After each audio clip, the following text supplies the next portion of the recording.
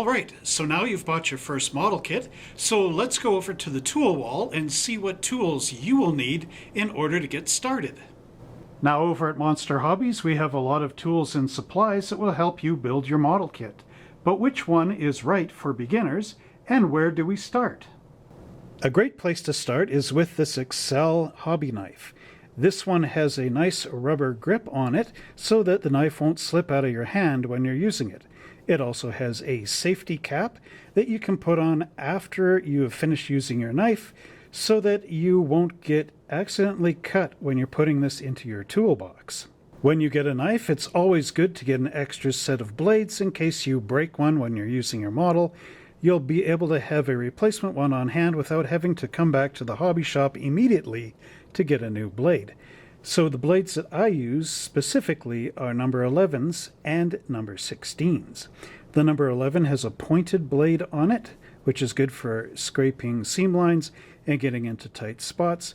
And the number 16 stencil edge blade is more blunt, but it's good for on the parts tree. You can cut the runners off of the parts using this by pushing down on it.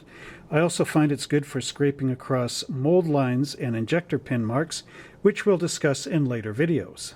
If you want to go a little bit extra on your beginning model kit toolbox, you could pick up one of these Excel precision cut mats.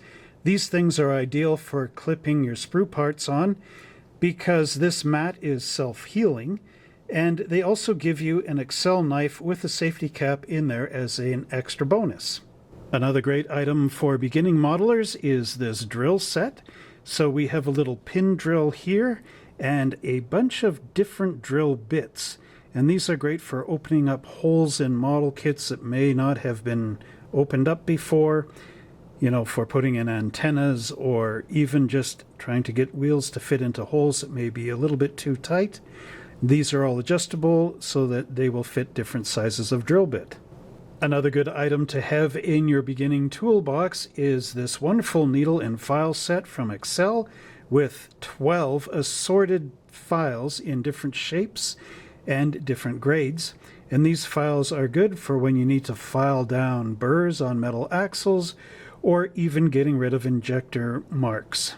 These sprue cutters from Excel are excellent for cutting the parts off the parts trees because they have angled blades in here which are easy to get into spots like this, and they are spring-loaded as well so you can clip them and then they will open back up again for you. Another great item for your toolbox is a sandpaper assortment, and what you want to get is a sandpaper assortment that starts at 320 grit, goes to 400 grit, and then up to 600 grit. And that will smooth out your model kits, help you get rid of seam lines, and give you a nice tooth for your primer paints to take a grip on your model kit. Now this Pine Pro sandpaper assortment is a really rough one, so I wouldn't recommend it. It's got 80 grit sandpaper in there, so that low of a grade will scratch your model and make it pretty much impossible to get the scratches out of it. So you can also go to a hardware store and get those great sandpapers from 3M, and you can pick up really big sheets, and a lot of them, 10, 12 in a package, for a relatively good price. For dealing with smaller parts, these curve point tweezers and precision tweezers are really excellent for that job. An even better idea would be to pick up this Excel 4-piece tweezer set. These are made out of stainless steel, and they give you enough different options in order for you to deal with those smaller parts. In order to use waterslide decals, you will also need a very small bowl, and this you could get from your kitchen. When it comes to painting, a roll of tape is really excellent for holding down small parts onto things like boxes when you need to spray paint them. I prefer masking tape to this type of tape though, but once we do our painting lesson, I'll show you how it all works. Paint brushes like these red sable and camel hairs are really excellent for doing small detail because they hold the paint in nicely. For model glue, I recommend using the Testors glue to start with. Here we have liquid glue, and that's good for gluing engine block halves together where you need to run glue along a long area. This is also liquid glue. It's in a squeeze tube. But here we have the good old red Testors model cement. This has been used for decades, going way back into the 1960s. And what it basically is it's liquid glue with some plastic in it that makes it thick like a paste. And this is good for gluing items into holes as well as in other areas. And I'll show you how to use these glues as we progress in this video series. For model paints, I recommend starting off with the Testors paint line. Now, these are little square bottles. We've been using them in the hobby industry going all the way back to the 60s. And these great little paints, they're enamels, so they do take a little longer to dry, but once they dry pretty solid. And if we just go back a bit, you can see how many are in the Testors line. Pretty much every color of the rainbow. They've got metals, they've got flat black, gloss black, different types of fluorescence. So again, a good rainbow to choose from.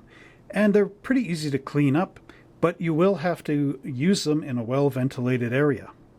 Also, when you pick up your Testors paint, don't forget to get a bottle of Testors paint thinner.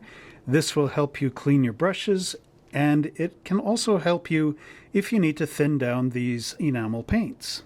Up here, I've got one of these great Testors enamel paint sets. This used to be the great Christmas gift back in the past. Whenever people gave other people model car kits, they would get one of these. Now, unfortunately, Testors doesn't really make these anymore, so this one I have here is the last one, at least for our store. But they're really great to pick up because, as you can see, you get glue in here. You also get this great big amount of paints. Underneath this is another spot for holding more paints. And they do come with these paint brushes, but your sable ones are really your best choice. So now you should be looking at a really good mini toolbox to begin you off on your model building adventure. Now don't worry, there are a lot of tools out there, and many videos will suggest getting things like big airbrush setups and, paint booths, as well as really intricate tools and all this kind of crazy stuff. But you're just starting out, so these are the basic tools in order to get everything going so that you can produce your very first model kit and have it looking just as good as those guys that are the professionals that are spending the big dollars on airbrushes and all this other equipment. So remember, just to keep it simple at the beginning. And if you like this video, don't forget to subscribe. Click that notification bell so that when we continue on this series, you're going to be the first one notified so that you can continue on your great model building adventure. Also, give us a like, and until next time, everybody, happy model building, and we'll see you in the next video.